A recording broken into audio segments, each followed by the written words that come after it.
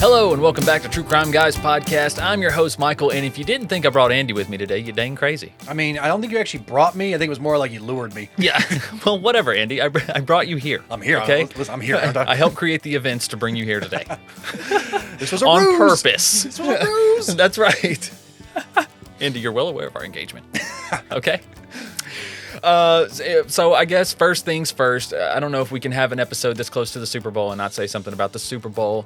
But me and Andy were talking before the show. It's like there's all kinds of reasons for people to lose their shit over the Super Bowl because people bet on literally everything. Well, I mean, they bet on every game. Yeah, Every game, every sport is now. I mean, it's being betted on and all across the states. I don't know how it is in other countries, but it's spreading like wildfire across the United States. Sports betting is like the new shit.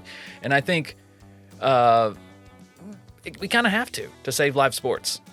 I mean, yes, to I an think extent. we kind of do. I mean, because live sports became so much advertising and so much brand and so much like who's sponsored by who and who's got to make sure they're good for this deal. And it's like, nah, how am I going to enjoy this now? I need to actually enjoy this. I'm just going to bet $50 that guy breaks a leg in there the you quarter go. three.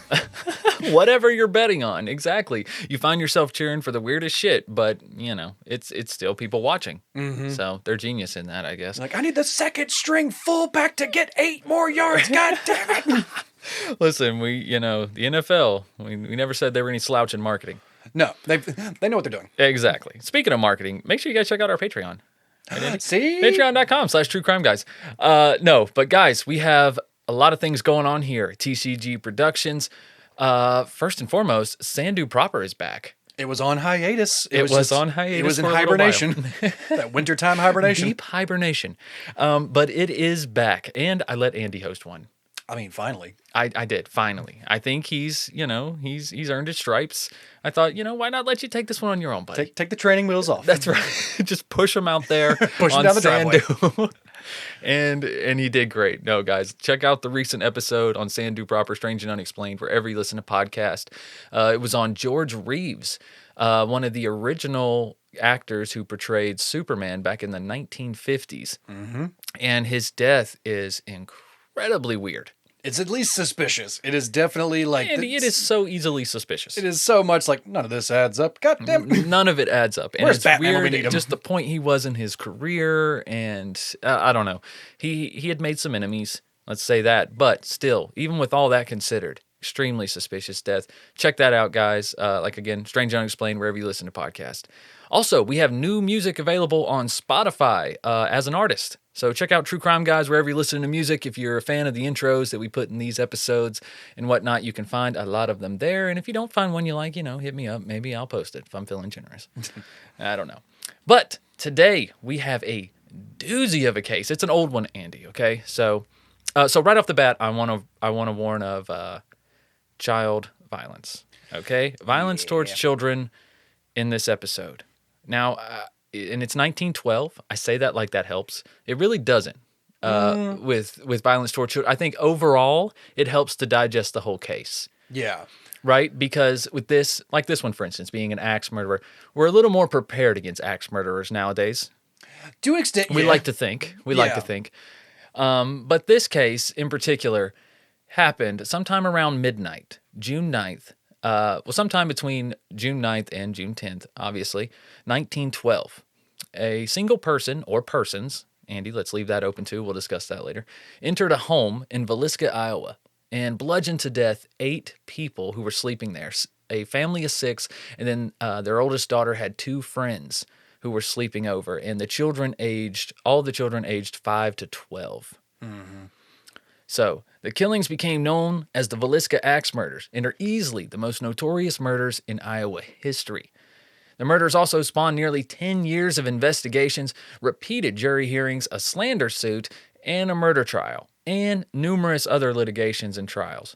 This crime literally made and broke political careers, Andy. It just broke a lot of people in the long run, too. It did.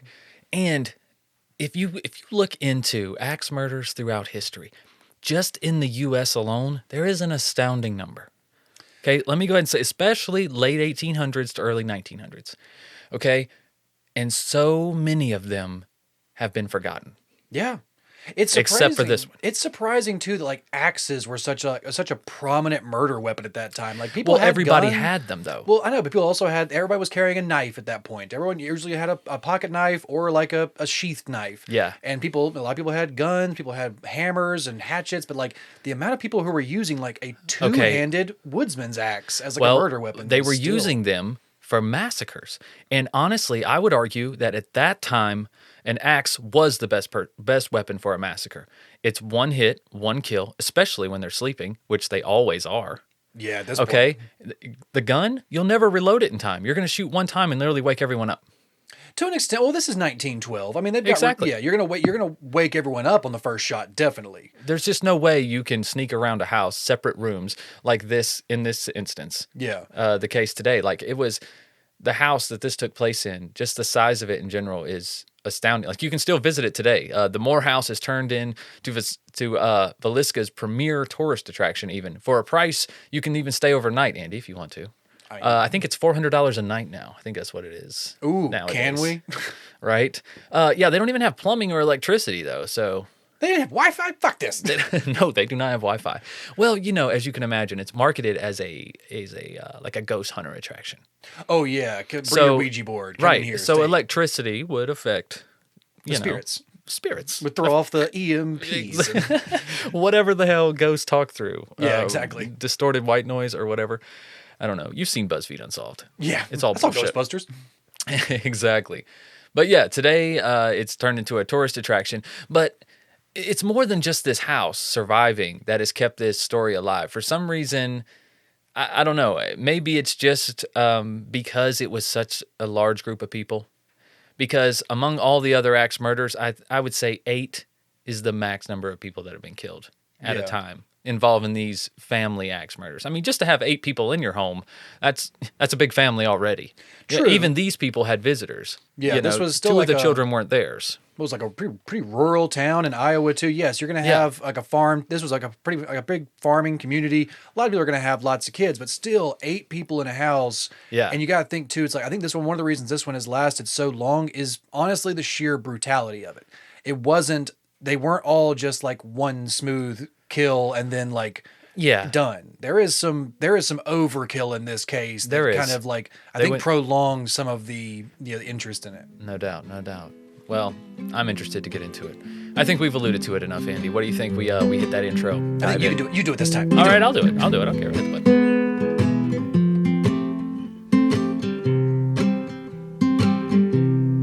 That was the day I saw the devil in Villisca, just before he hopped a train. Shot me a wink and said, hell, I'm gonna miss you, and this town will never be the same. Comes in like a hurricane, leaves in a hurry, heart full of Novocaine. He'll never see a jury, and no one will ever know his name. I saw the devil in Villisca just before he hopped a train. And that was the day I saw the devil in Villisca. His soul was black, but his face was clean. He sends his love, and he's sorry he missed you. By now, he's on his way to New Orleans. Comes in like a hurricane, leaves in a hurry, heart full of Novocaine. He'll never see a jury, and no one will ever know his I saw the devil in Villisca just before he hopped a train. I saw the devil in Villisca just before he hopped a train.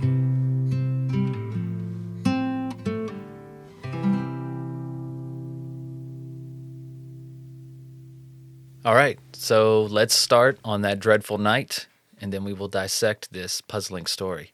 It is unsolved, by the way. I know some people like to know if they're unsolved. There you go, this one is. Yeah. Which makes it even more insane. 1912. 112 years old now, and still unsolved. I mean, they didn't have a lot of the same technologies we have, but they also had a lot of confusing information to deal with. They did, and just so many obstacles. So just after midnight, June 10th, 1912, a stranger picks up an axe that he finds in the yard of a home and then proceeds to sneak in the back door in the little town of Villisca, Iowa. Now, crime wasn't really something they worried about. The population then was only 2,000. It's even less now. I think it's down to 1,300 or so now. Oh, my God. Yeah, this really did a number on this town, this whole case. It really did. But then this stranger, this killer, took an oil lamp from a dresser. He removed the glass top and placed it under a chair. Then he bent the wick in half and lit the lamp and turned it down just so it barely lit the house. Now, still carrying the axe, the stranger walked past a room where two girls, ages 12 and 9, were sleeping. And then he went up the stairs that led to two other rooms. He ignored the first one he came to, where 4 more young children were sleeping, and instead chose the room where 43-year-old Joe Moore was sleeping next to his wife, Sarah Moore. The man brought the blunt side down on the back of Joe Moore's head, crushing his skull and probably killing him instantly. Then he must have struck Sarah with the blade of the axe. She was the only one who got struck with the blade of the axe, actually, Andy. Mm-hmm. And he must have done this before she could even wake up. Or maybe she woke up and he decided that he needed to make sure that she was a for sure kill. And so he went with the bladed side. But I've heard a lot of theories that this killer was experienced with an axe, which we'll talk about at the end of the show. But if he was, then he would be well aware that a lot of times when you bring that blade of an axe into something, it actually wedges. Yeah, it does. Gets pretty stuck. Yes. And so it's a lot harder to remove than the blunt side of the axe. Yeah. So I'll go ahead and say I do think that she probably did wake up, and that's why she got the sharp side. I think it was, oh shit, before she screams, I have to make sure. Like it's, maybe. So that's just my opinion. Or she woke up, he panicked and just swung and didn't realize that the axe had twisted in his hand or whatever. But after killing Joe and Sarah, the killer then returned to the first bedroom to take care of the 4 more children as they slept.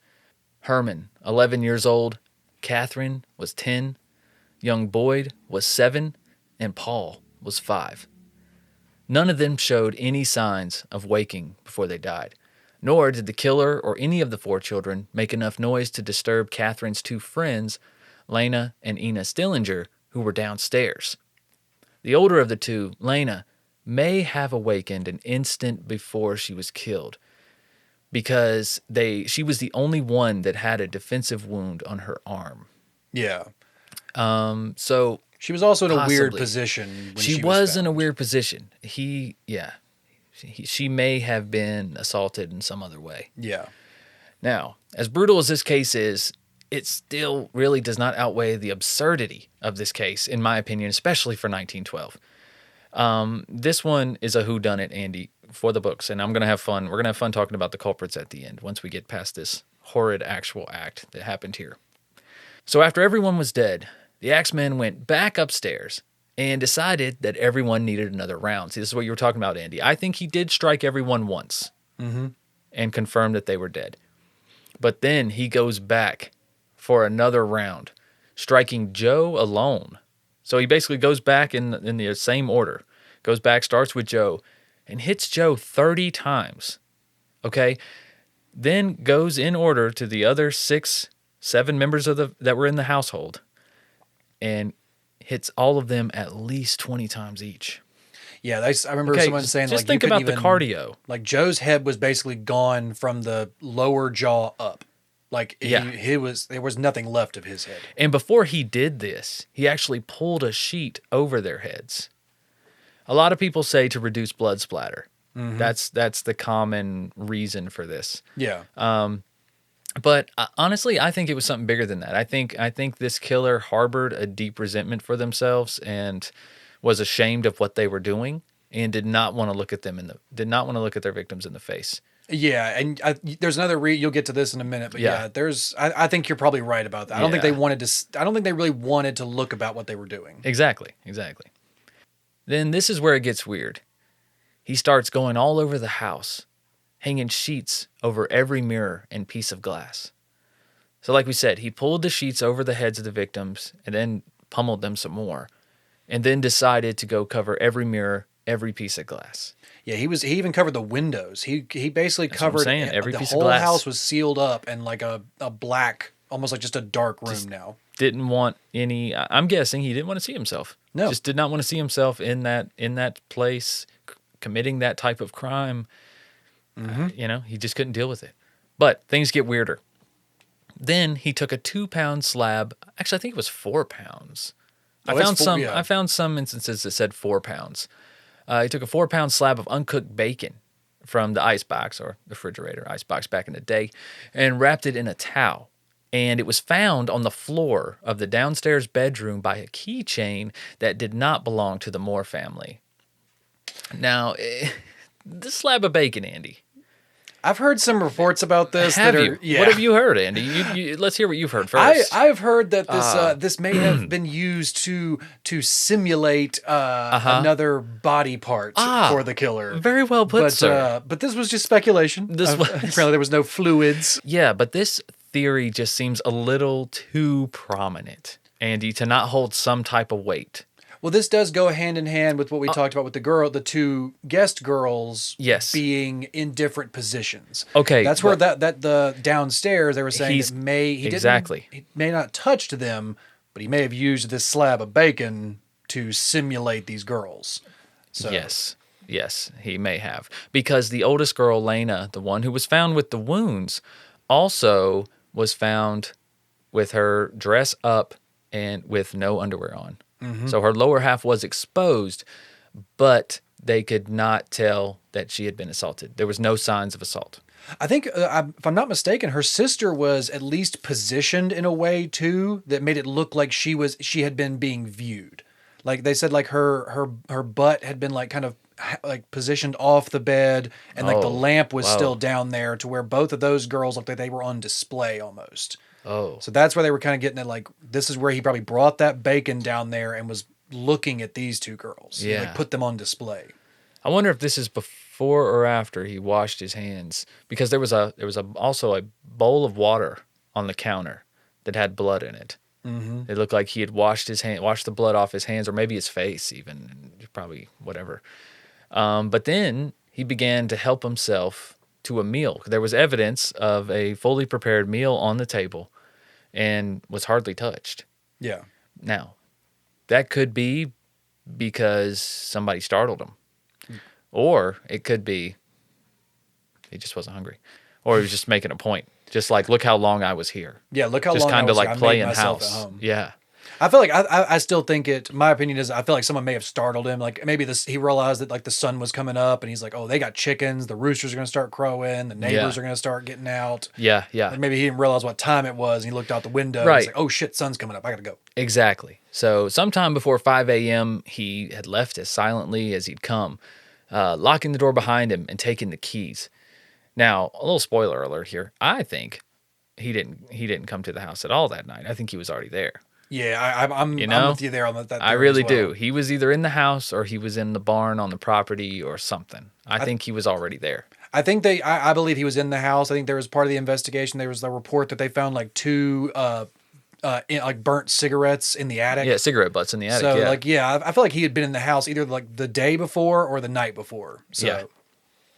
So the next morning, the Moores and their guest were not discovered until several hours later, when a neighbor noticed that even by 9 a.m., no one was stirring at the Murders' home, which was really weird. Usually they were already out. They were doing their chores. They were hanging clothes on the line, attending to farm animals, whatever. Mm-hmm. So this neighbor telephoned Joe's brother. His name was Ross, and asked him to come check on his brother's family. Now, Ross had a key to the house, and he let himself in. Shortly after entering, he comes rushing out again, and he wants to speak to Villisca's marshal, Hank Horton. This was such an old-timey thing, too, just 1912. Like, they didn't have, there was no cell phones. There was no just direct lines. Like, Get me the marshal! Like, a lot of people didn't even have a house phone at this time. And, like, he literally runs out, and he's like, he goes and calls a hardware store because that's the number he knows. And he's like, but this happened, that store is near the police station. He's like, hey, Michael, run down there, run down to the marshal. I need you to get him down here. Like, it was just such an old-timey thing. It was like, there was no way to call 911. Right, you had to, like, play a game of telephone to get the police there. Yeah. And little good that did, though, because when old Marshal Horton showed up, he did a fantastic job of preserving the crime scene and keeping people out, Andy. Just sealed up? Actually, sealed up tight, right? Actually, wait, he did the opposite. Okay. Yeah, okay, it was like a fucking open house. Just bring it down. Yeah, just bring it down. It was like an open house. Horton brought along doctors J. Clark Cooper and Edgar Edgar Ho, and Wesley Ewing, the minister of the local Presbyterian church. Then the county coroner, L.A. Lindquist, and a third doctor, F.S. Williams, who became the first to examine the bodies and estimated time of death, they showed up shortly after. Now, when Dr. Williams emerged, he told members of the growing crowd outside, "Don't go in there, boys. You'll regret it until the last day of your life," end quote. And that was the worst thing to say to a bunch of Iowa rednecks with nothing better to do. You don't want to see this. Wow. We're going to see this. Wow, I definitely want to see this. I want to see that now. Exactly. And most of them ignored the advice. And close to 100 curious neighbors and townspeople made their way through the House of Horrors like it was a sideshow. They scattering fingerprints everywhere. One person even took a fragment of Joe's skull as a keepsake, dude. Keep an eye on that guy, by the way. It made me think of, they were looking at this almost like, remember how they put Bonnie and Clyde's car on display and people were just like, oh my God, look at this. Let's come by. And that's still on display in Vegas, I believe. And just being like, this was not, this was an active crime scene. This wasn't like a sideshow that people had brought out to be like, oh, exactly. It's now a tourist attraction where you can go and look at this place. Like, this is where this all happened. These bodies were still in the house. All the bodies were still in the beds. The blood was still, like, they had not done anything yet. The cop had basically come in and like looked through the house and then be like, I got to get a doctor in here. Yeah, or three. And then if like immediately the crowd just starts forming and just basically like almost like forming a conga line through the house. Just being like, and you have to understand the town has little to no police. Like this is the police. They can't control this crowd of 100 people. No way. No, like this guy, he is like the police. That's the police. He's here. Yeah, that's what I said. You had to call a hardware store to go get the guy to come down here. Exactly. But the truth is, Andy, though, even before this extreme contamination of the crime scene, they really had no clue who did this.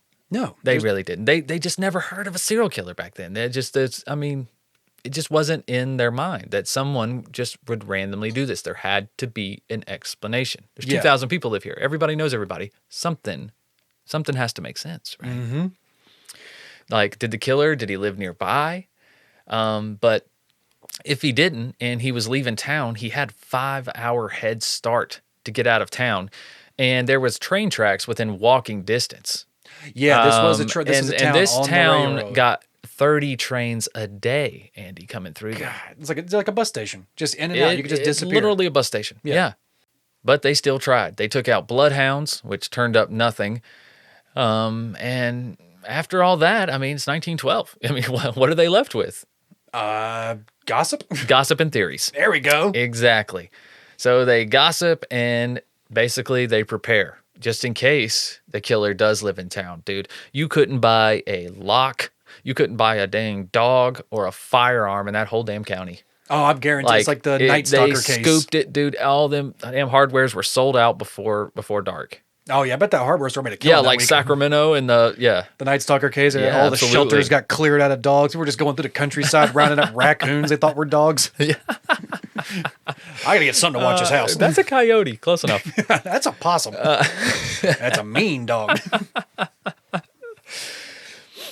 But amidst all the gossip, some more prominent theories started to surface. Like Donna Jones, daughter-in-law of Iowa State Senator Frank Jones, who was widely rumored in Villisca to have had an affair with Joe Moore. It was also rumored that she had an affair with everybody, Andy.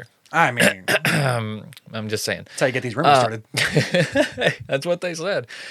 Frank Jones, though, he was a local businessman and state senator who was also a prominent member of Villisca's Methodist Church. Of course, Andy, a stand-up guy. Absolutely. Though never formally charged with any involvement in the murders, Jones became the subject of a grand jury investigation and a prolonged campaign to prove his guilt, which ended up basically destroying his political career.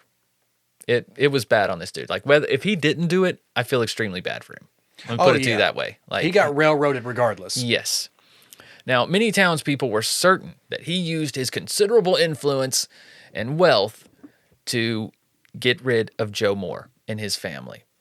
The way they saw it, there were at least two good reasons to believe that Jones hated Joe Moore. Okay, Andy? First off, Joe had worked for him for 7 years, becoming the star salesman of Jones's farm equipment business. But Moore left in 1907, unhappy, probably because Frank Jones was working him 7 to 11 p.m. 6 days a week. I mean, that's basically working for yourself. Exactly. And that's what he said. That's what he figured. He's like, so I might as well set up. And he became a head-to-head rival of Jones. And he took Jones's most valuable account. You know what that is, Andy? No. John Deere. Nothing runs like a deer. That's Michael. right. Just a little company called John Deere. Would you kill somebody over a John Deere account? Now, would you kill somebody over a John Deere? Maybe. I mean, what's a horsepower on that thing? Would you kill somebody with a John Deere? I mean, that's been That done. is a totally different case. But yeah, so he not only did he leave, he started the same business in the same area in a town of 2,000 people, and then you took his biggest account. Yeah, that's definitely a way to put a target on your back. Okay, but still, killing his whole family? I don't know. We'll see.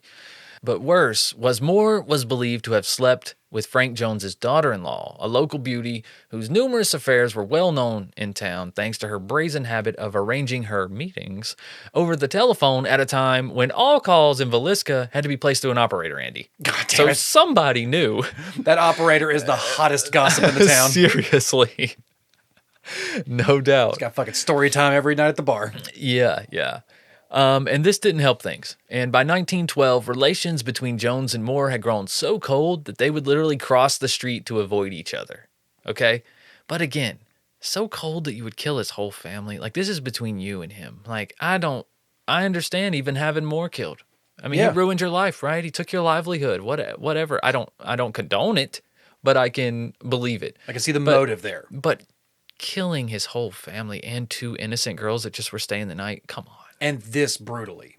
This Like, brutally. yeah, if this guy's going to kill... This is not 22s to the head. This is... Yeah, if this guy, in my opinion, if Jones is going to kill Moore, that's going to be like either like an assassination or it's going to look like an accident. Or it's going to be it's going to be something that's not even like, there's no question this was just like an accidental murder. And he's gone now. Well, this would help explain it, right? Because that was the biggest problem I had with Jones. I'm like, okay, and also he's 57 years old, not an old man by any stretch of the imagination, but he still swinging an axe 30 to 20 times per person. Yeah. Is that a 57-year-old activity? I don't know. So, but that didn't stop people. That didn't stop people from accusing him. They just assumed that he paid someone else to do it. He's a man of influence, yeah, right? He's got the money. Yeah, he's a state senator. He's a business owner. He's got the money. That was the theory of James Wilkerson, an agent of the renowned Burns Detective Agency, who in 1916 announced that Jones had hired a killer by the name of William Mansfield to murder the man who had humiliated him.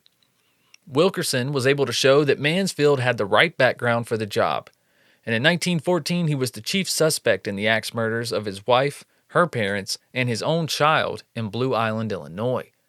Unfortunately for Wilkerson, Mansfield turned out to have a cast-iron alibi for the Villisca killings. Payroll records showed that he had been working several hundred miles away in Illinois at the time of the murders, and he was released for lack of evidence. I mean, that's pretty good alibi. We do know that That's a damn good they're alibi. very close to the railroad tracks. He could get in and out of there in a day or so to get back into the payroll. But Yeah. this seemed, if it was him, that seems like a lot of work to try and like make sure you're 100 or so miles away, get back, kill this family, and then get back without nobody ever know. Like that just seems like a lot of work. But also, this alibi is so damn tight, it makes you wonder. Yeah, that's what I'm saying. It's like this state senator can easily fudge some work records. I mean, it's 1912, people. We don't have them coming in on surveillance, scanning a key card even. You don't know. Yeah, like I said, it seems like a lot of work, but you're right. It does. It opens up shit. It opens up holes. Be like, well, that could be easily fudged. Absolutely. These are 1912, especially with a man records. of power. Yeah, yeah.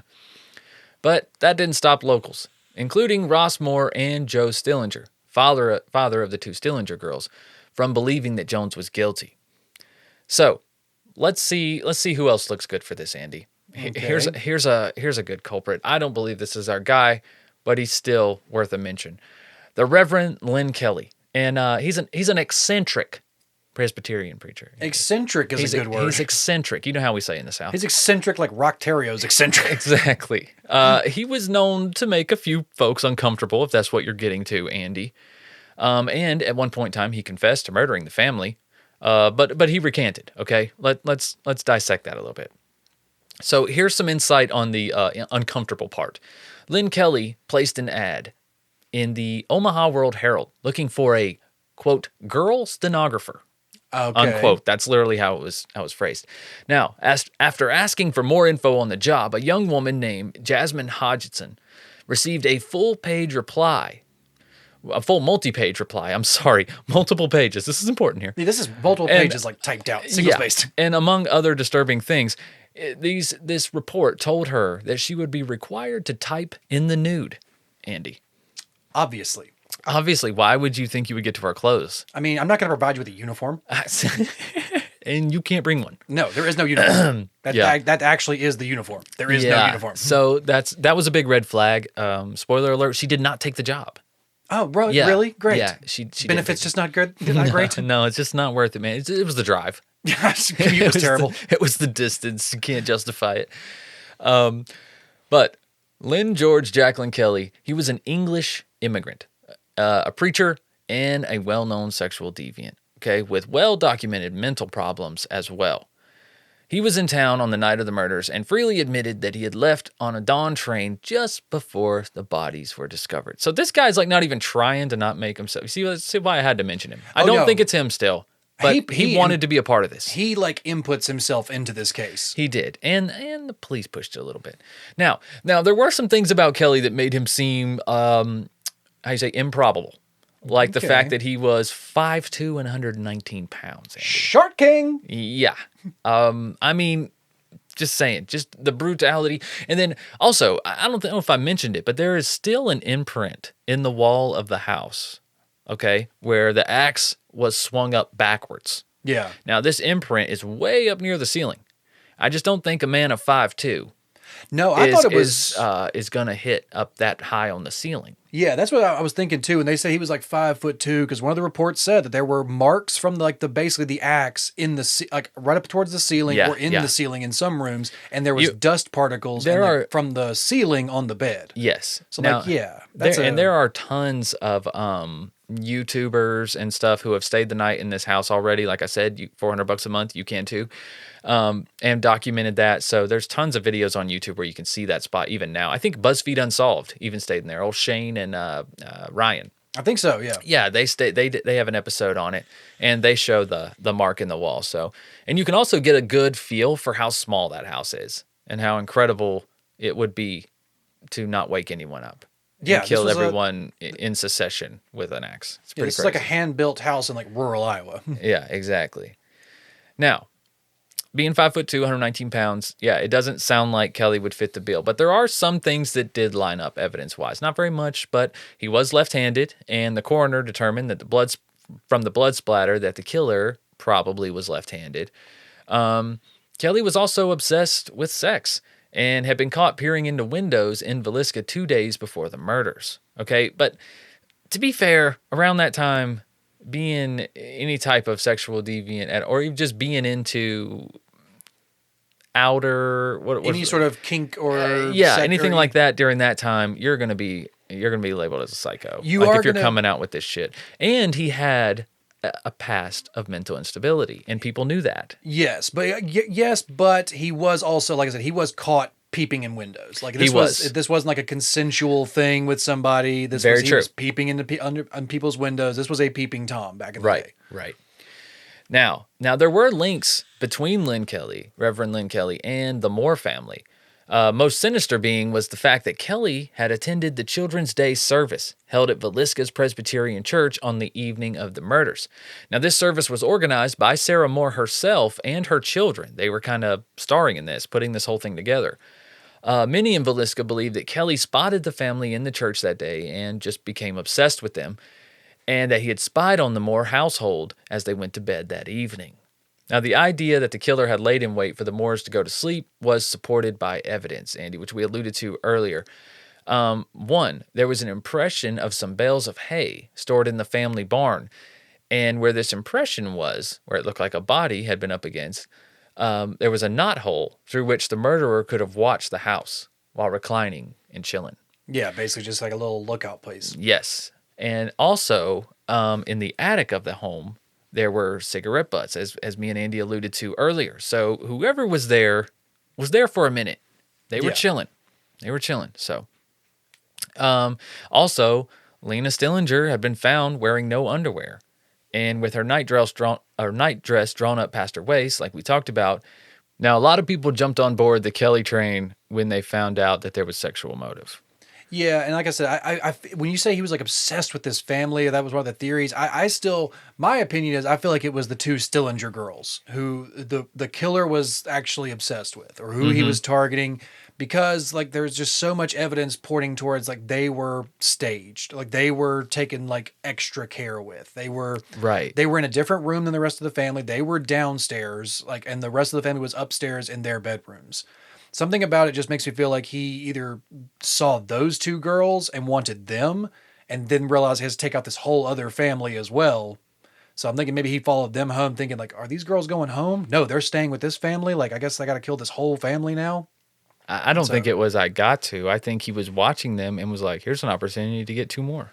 Possibly. Yeah, I mean, like I said, especially being children. Like if it was two more adults in the house, that'd be different. Yeah. That'd be a completely different scenario. But you had two more kids and they're sleeping separate from everyone else. Yeah. And these are two of the tween-aged girls. So yeah. So it took some time for this case against Reverend Kelly to get anywhere, but in 1917, another grand jury finally assembled to hear the evidence linking him with at least Lena's murder. At first glance, the case against Kelly seemed compelling. He had sent bloody clothing to the laundry in nearby Macedonia, and an elderly couple recalled meeting the preacher when he got off a 5:19 a.m. train from Villisca on June 10th, and he told them that gruesome murders had been committed in the town of Villisca. A hugely incriminating statement, especially since he had just left Villisca 3 hours before the killings were discovered. Yeah, man, how'd you get that information by the fact that you left before anybody else knew? Exactly. Now, it also emerged that Kelly had returned to Villisca a week later and shown great interest in the murders, even posing as a Scotland Yard detective to obtain a tour of the Moore house. He was English, by the way, so... I mean, that was pretty easy to con right back then. Yeah. But like, at the same time, it's like, what Iowa police officer was like, oh, yeah, obviously Scotland Yard has heard of this and sent Sherlock Holmes. Sent their smallest guard. Sent their smallest detective to help out. Oh, my God. But Kelly was arrested, finally, in 1917. The Englishman was repeatedly interrogated and, honestly, probably beaten. But he eventually signed a confession to the murder in which he stated, "I killed the children upstairs first and the children downstairs last. I knew God wanted me to do it this way. Slay utterly came to mind, and I picked up the axe and went into the house and I killed them." End quote. Now, later he recanted this, and he also claimed police brutality. So this, I feel like there's a little bit of weight to this, Andy. I feel like they cornered this man and made him confess at this point because, I mean, 1917, this is 5 years, or this is a whole year later, and they still haven't caught this person. Oh, this is 5 years. 5 years later. I'm sorry, 1912. Yeah, this is 5 years later. I'm sorry, yeah. 5 years later, and they still haven't caught. So the heat is still on, dude. 5 years later in this town, and this, you don't even have a lead. And so, yeah, I feel like they really put the pressure on this guy, and they could have even they could have even coerced the witnesses on the train, because later they recanted too. They even changed their story. So with literally nothing to tie him to the killings, the first grand jury to hear Kelly's case, it hung 11-1 in favor of refusing to indict him. And then the second panel freed him altogether. Like I said, he did show up in court. There's just not enough, man. They said he showed up in court. He seemed kind of disheveled. He had a bruise on his cheek. But his confession, he does, like the information that he was giving people and the way he was talking about the crime and how heavily he was focused on it. Something, it's just my opinion, something about Kelly does seem like he may fit the actual bill, because like his confession came out so like clearly. I feel like these people almost like knew he did it, and they were like, just fucking say it. Now there is a possibility, Andy, that there's more than one culprit, and he was one of them. Like I believe possibly, but yeah, his involvement, his background, his history, him being there that night, seeing the family at the event, and then disappearing at 5:19 a.m. the next morning, and then coming right back that following week because he was so interested in this case.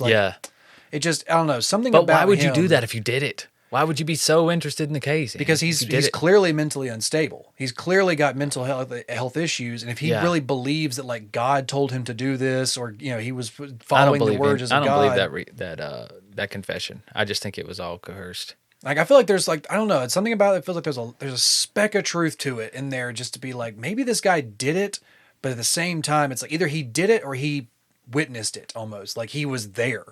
Or something. Maybe he came in later and just maybe he was peeking through their windows as it was happening. Exactly. Maybe he was peeping, trying to see these girls, and saw this. Maybe that's why. Like, it's one of those things where it's like, there was somebody. Maybe there was somebody in the barn, and maybe there was somebody in the barn, and maybe there was somebody in the house. Now I believe him for that, right? Like he showed up right after the murders, or maybe even during, and saw the bodies in the house. Yeah. But then again, the killer was allegedly covered the windows and mirrors and whatnot. But yeah, I don't know. He's a creep for sure. Like he's not completely innocent, that's for sure. No, he's not.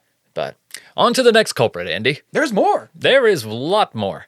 The next culprit is convicted axe murderer Henry Lee Moore. He was actually the favorite by the Department of Justice. They believe he committed a total of like 30 similar murders across the Midwest in 1911 to 1912, and that may be so. The fact remains that in 1911 and 1912, a bizarre chain of axe murders suggested that a transient serial killer was at work. But I don't think it was Henry Moore. The researcher Beth Klingingsmith has suggested that as many as 10 incidents that occurred close to railway tracks, as far as Rainier, Washington, and Monmouth, Illinois, might be part of this chain. And in several cases, there are striking similarities to the Villisca murders. Now, the pattern began with the murder of a family of 6 in Colorado Springs in September of 1911, and continued in both Monmouth, where the murder weapon was actually a pipe, not an axe, and in Ellsworth, Kansas. Then, Paola, Kansas, where someone murdered Rollin Hudson and his wife just days before the killings in Villisca. Now, the slaughter culminated in December of 1912 with the brutal murders of Mary Wilson and her daughter Georgia Moore in Columbia, Missouri. Now, that one we know was Henry Lee Moore. Mm-hmm. Okay? But their theory was that Moore, Georgia's son and a convict with a history of violence, was responsible for this whole series of murders, just because he killed his family. Okay, so he just basically was like almost... They're like, you were an axe murderer before. You probably did it 30 times. You probably did all of these axe murders. Yeah, it was like back in the day where they're like, well, you did this one time, and if we have another crime anywhere else that's similar to this that we don't think that's not that far from here. You could have went there. Yeah, it's one of those crimes. It's something like a brutal family massacre where they're like, well, that just doesn't happen, and you did that somewhere else, so you also must have done that one. Exactly. Like, other people can massacre families too. Like, this is America. All right, now speaking of other crimes and their similarities to the Villisca murders, Blanche Wayne of Colorado Springs may have been the first victim of the Midwest serial killer, if we're calling this a serial killer, Andy, which I do believe there was a serial killer at this time. Maybe not responsible for all of them, not all these 30 cases or whatnot, but a lot of them. Yeah. Now, Blanche was killed in her bed in September of 1911 by an axe-wielding man who heaped bedclothes on her head and then also stopped to wash his hands and left the axe at the scene, just like in Villisca. Now, the use of an axe in almost every case was perhaps not so remarkable in itself, Andy, because while there certainly was an unusual concentration of axe killings in the Midwest at this time, almost every family in these districts owned one. Yeah, and where do you leave it? You leave it out by the damn woodpile. It's outside, right? And so some considered the axe a weapon of convenience. Yeah, it's like, what do you see when you're approaching the house? Oh, there's the axe by the woodpile out there. Let me just get that. Exactly. Yet some other similarities among the crimes are much harder to explain away. In as many as 7 of the cases, there was railroad tracks nearby. In 3, including Villisca, the murders took place on a Sunday night. Now, 4 of the cases, Paolo, Villisca, and Rainier, and a solitary murder that took place in Mount Pleasant, Iowa, featured killers who covered their victims' faces. 3 murders had washed at the scene, and at least 5 of the killers had lingered in the murder house afterwards, preparing meals or doing weird shit. I think there was at least 1 or 2 that also had the mirrors and the glass covered. Yes. So there was at least 1 or 2 of those like family massacres that had all the glass in the house covered. Yes. It just kind of led to this other similarity. Exactly. Now, perhaps one of the most striking instances was 2 other homes had been lit by lamps in which the chimney had been laid aside in the same way where it wouldn't be broken, and then the wick bent down just as it had been at Villisca. Almost to make like a flashlight. Yep. And the Paola murders have more in common with Villisca than the killer's use of a lamp. In both cases, for example, odd incidents occurred the same night that suggest that the killer may have attempted to strike twice. In Villisca, at 2 a.m. on the night of the murder, telephone operator Xenia Delaney heard strange footsteps approaching up the stairs, and an unknown hand tried to unlock her door.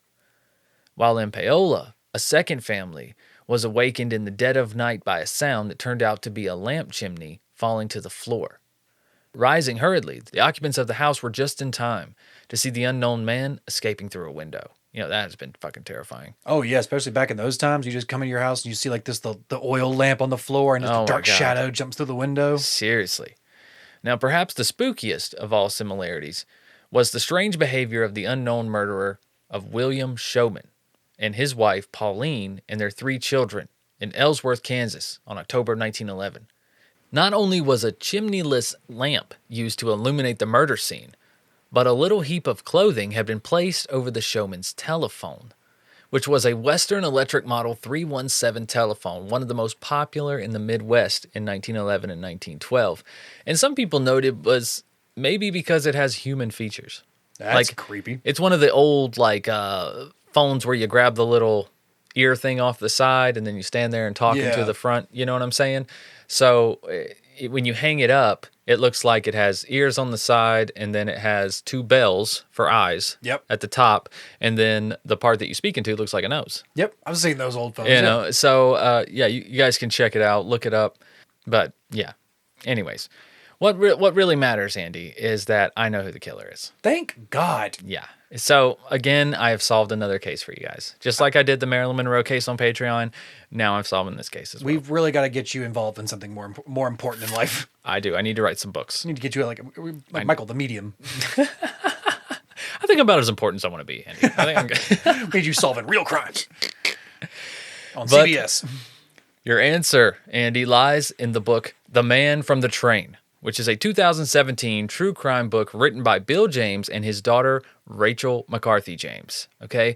In The Man from the Train, they claim to have discovered the identity and existence of a previously overlooked serial killer that was active in the late 1800s and early 1900s. And this criminal was Paul Mueller, who operated throughout North America and killed a minimum of 59 people and possibly over 100. Speculated, but still, big numbers. Seriously. Yeah, James suspected that it was a possible serial killer at Villisca just based on the actions. It was those of a practice criminal. It didn't seem like the first time. No, exactly. And he found some similar crimes in period newspapers and brought on his daughter, Rachel McCarthy, who found even more, and things started to add up. Now, via newspaper archives, the Jameses discovered scores of murders of entire families committed from 1898 to 1912. These crimes occurred in Nova Scotia, Oregon, Kansas, Florida, Arkansas, and all over the place, some of which they attribute to Mueller, quite a few actually. Though many of these crimes earned significant publicity in their time, they have mostly faded, except for the Villisca murders.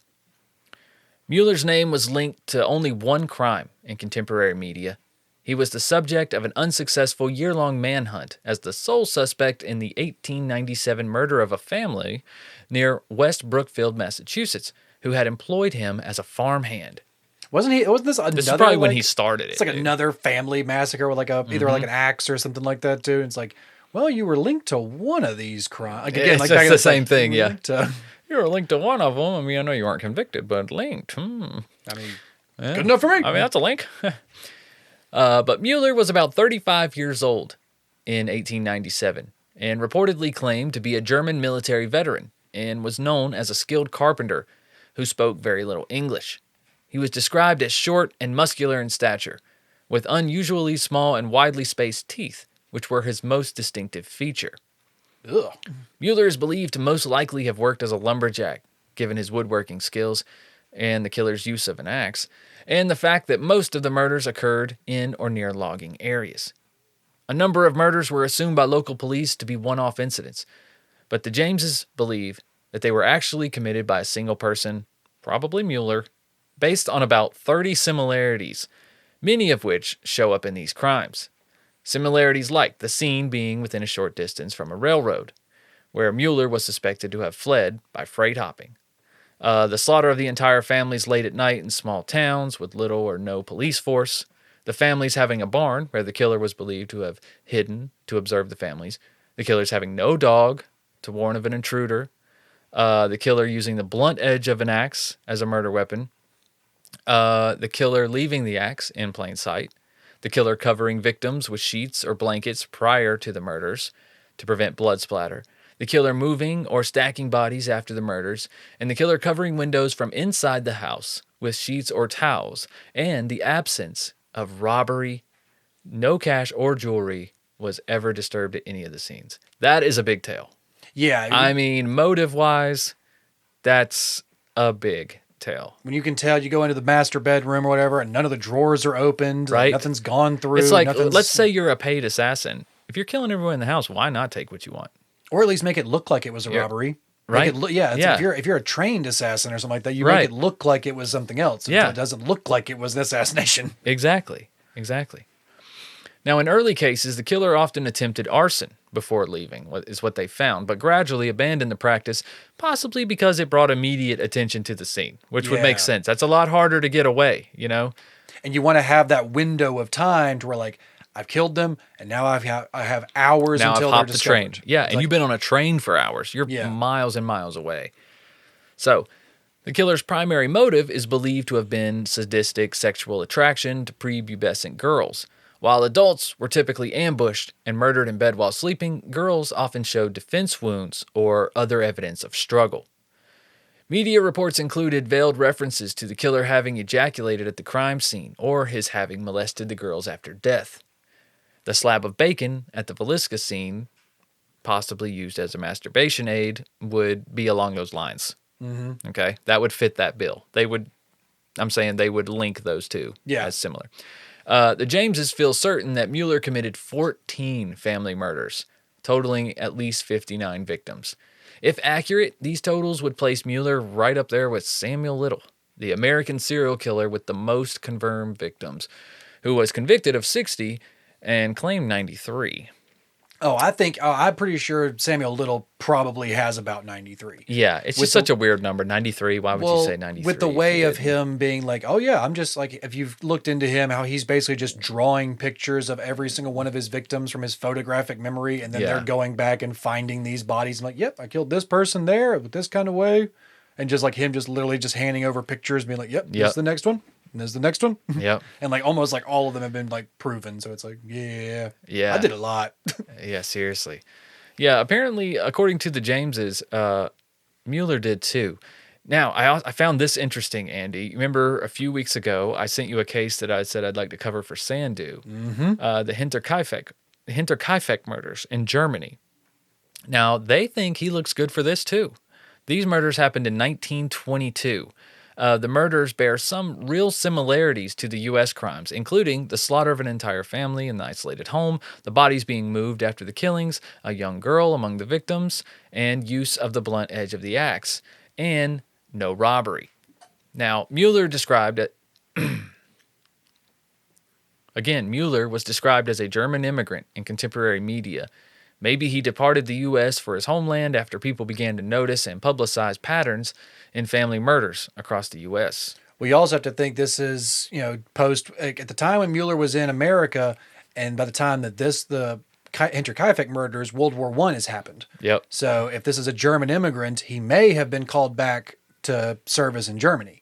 So at this time, he may have just stayed. Like a lot of immigrants at that time went back to their countries to fight. Yeah. So this man may have been in America at the time of these murders and then gone back to Germany around this time. Or absolutely. After that. Yeah. I mean, I haven't read the book. I would like to, and I think I will, honestly, after reading this, after reading these summaries and whatnot of it, because this is crazy. If this guy really did travel around in the late 1800s, early 1900s, killing people, like this guy is bigger than H.H. Holmes as far as like the terror that he spread. Oh my God. Oh yeah.